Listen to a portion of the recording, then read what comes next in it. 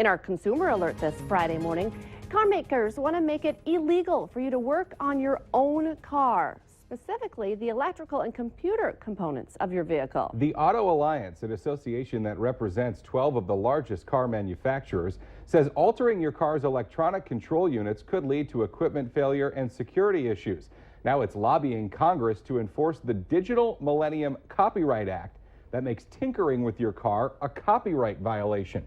The Electronic Frontier Foundation has been fighting the carmakers' efforts.